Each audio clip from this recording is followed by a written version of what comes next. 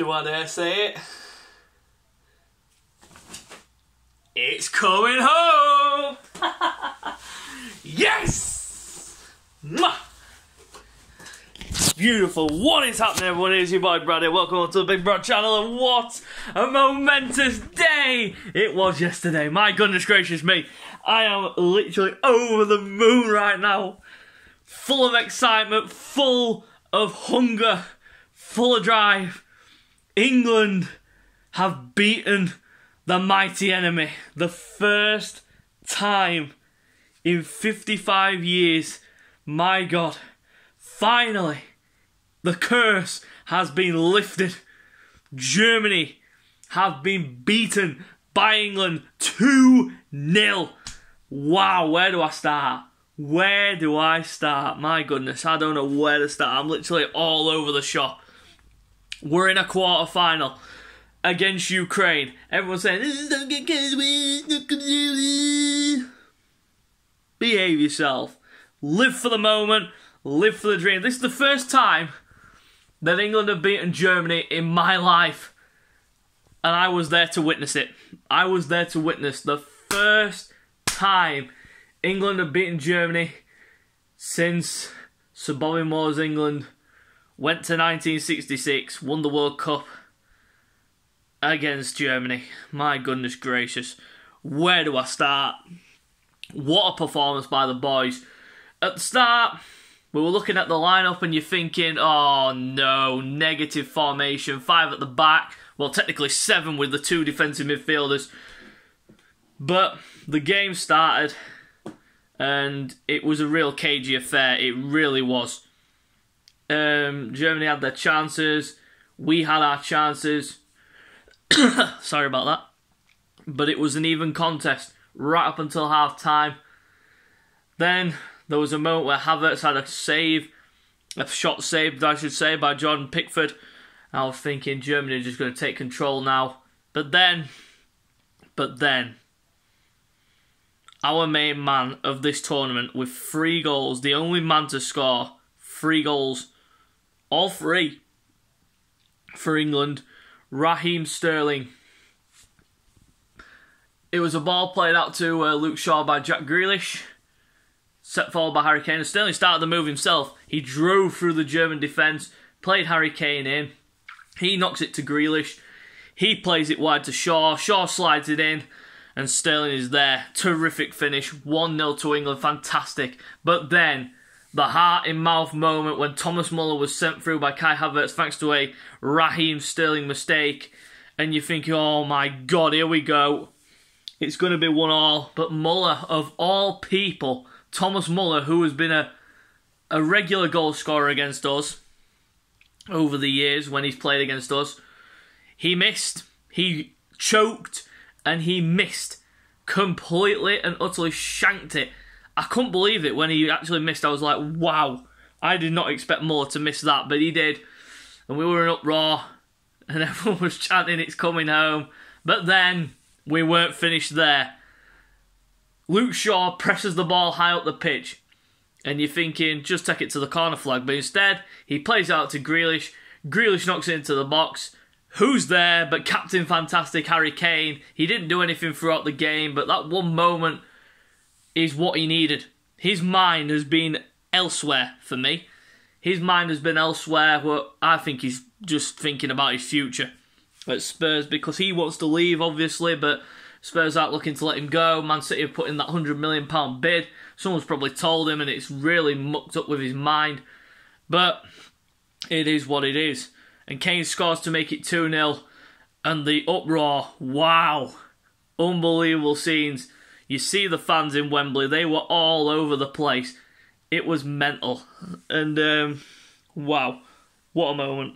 What a moment to beat the Germans, get through to a quarter-final. It is unbelievable. Could it be coming home? We shall wait and see on Saturday night when we play the Ukrainians in Rome. 8 o'clock kickoff. That should be a really, really good game. I watched their game last night. Well, I got home for extra time because I missed the first 2 halves, and it obviously ended 1-1 and it went to extra time. Then in the last minute of extra time, added time in extra time, Ukraine going to score a winner. Thanks to a cross into the box and then a header. It was a really good finish. And it ended 2-1 to the Ukrainians, so we face them next. And if we beat them, we get either the Czech Republic or Denmark in the semi. And if we beat them, we get one of either Belgium, Italy, Spain or Switzerland. Oh, nice. But at least there's no France, Portugal or Germany, the so-called group of death. Those three teams gone, eliminated, vanquished, taken away. They go home, we carry on. It was an unbelievable game. I am in awe right now. I could cry. I could literally cry. Because we watched in 2010 as the injustice happened. And the ball crossed the line. We know what happened in South Africa. But it was redemption for our manager as well, because he was responsible in 1996 for the missed penalty against the Germans in the semi-final of the European Championships that year, and he wanted redemption, and that is exactly what he got. And I mean, great performance by the boys, fantastic result, and I am literally happy. I am literally happy. I could not be any more prouder to be British. I could not be any prouder to be English. I am literally 100% fully. Oh man, my emotions are just wrecked right now. But fantastic. Fantastic tournament so far. Long may it continue. The quarters start Friday night with probably the game of the round. Belgium versus Italy. That'll be a really, really good game. Belgium versus Italy. Two of the best teams in this competition. By a mile. By a mile. I mean, the Italians, they surprised a lot of people. But they come into it unbeaten. Let's see if they can continue that against Belgium, who are the world #1 team in the world. Ranked #1 in the world.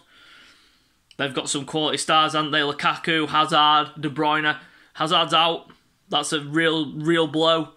De Bruyne, we don't know what the extent of his injury is, but Lukaku, he's on fire. And they got the likes of Yuri Tielemans, and their defence is aging. That's the only problem with Belgium. Their defence is aging. Vertonghen, Vermaelen, and all over 30 years old. But can they do it? We shall wait and see.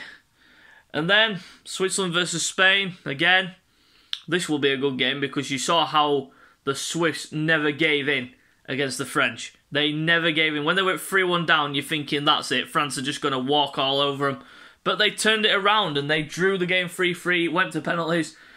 And Mbappe decided to choke and miss his penalty and send France home from the Euros. They were the odds-on favourites to win the whole thing, and do the World Cup and Euro double like they did in 98 and 2000.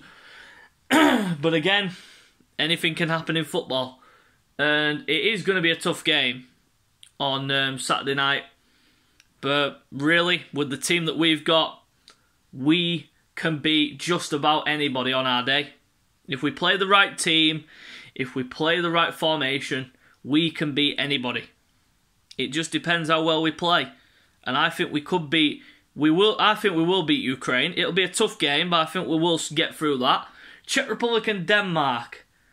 The Czechs, we've already played them in the group, so we know how they work. But Denmark, different kettle of fish, because they are playing on raw emotion, playing for their teammate, the man who suffered the cardiac arrest in the opening game, Christian Eriksen.